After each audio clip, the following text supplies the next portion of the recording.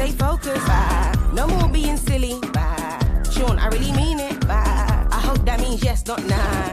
Look at you, all grown up. Lit, lit, lit. Oh, you glowed up.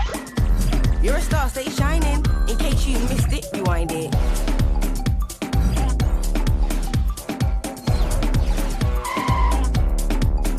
Hello. Hi. Nadia Rose. That's me. I know you know. Let me room. A big man now, he can't ramp. Can't be a chump, you're a champ.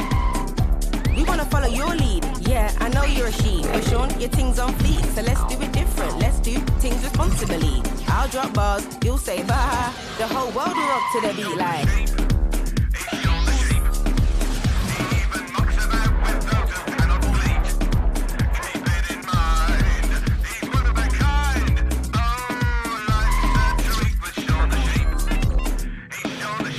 Sean, stay focused.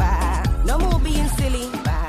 Sean, I really mean it. I hope that means yes, not nah. Look at you, all grown up. Lit, lit, lit. Oh, you glowed up. Missed it, rewind it.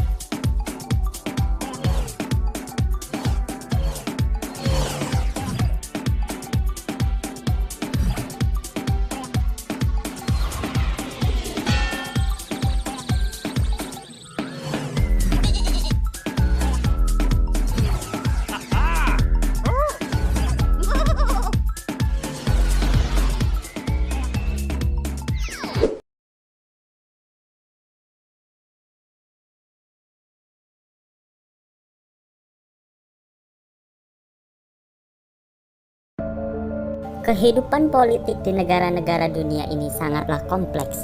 Di sisi lain, masyarakat, bangsa atau etnis pembentuk suatu bangsa juga sangatlah beragam. Mereka tentunya membawa akar tradisi masing-masing dalam kehidupannya.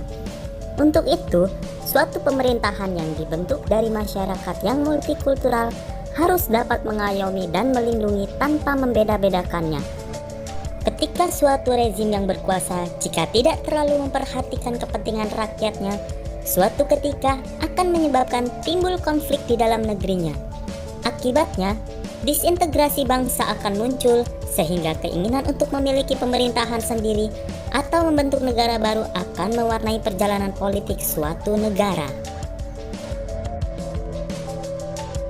Pada masa Perang Dingin, masing-masing negara adidaya berusaha keras meluaskan pengaruhnya ke berbagai penjuru dunia. Amerika meyakini bahwa mereka yang patut disebut sebagai negara adidaya dan sebagai negara pemenang Perang Dunia Kedua. Amerika merasa hanya mereka yang memiliki ideologi paling masuk akal dan tidak merugikan pihak lain, yaitu mampu membawa perubahan ekonomi bagi negara-negara yang sengsara karena krisis akibat Perang Dunia Kedua. Sementara Uni Soviet meyakini bahwa negara mereka yang jauh lebih besar dan kuat dan paling layak untuk mendapatkan gelar sebagai negara pemenang di Perang Dunia Kedua.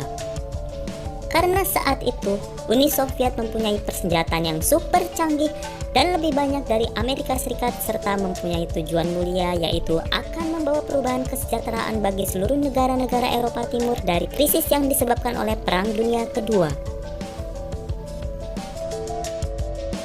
Ideologi liberal yang dianut Amerika Serikat dan Blok Barat berupaya menghambat perluasan ideologi komunis yang dianut Uni Soviet. Namun, yang tidak diduga adalah komunis akhirnya runtuh setelah terjadi berbagai peristiwa yang mendahuluinya. Apakah dengan berakhirnya komunisme, dunia menjadi aman? Ternyata tidak. Amerika Serikat yang merasa menjadi paling adidaya tetap berusaha menguasai dunia. Akibatnya, muncul konflik di berbagai belahan dunia. Dalam bahasan kali ini, mari bersama kita pahami sejarah kontemporer dan konflik-konflik yang terjadi di dunia, di mana hakikatnya pertentangan negatif pada akhirnya hanya akan membawa kehancuran bagi manusia dan alam.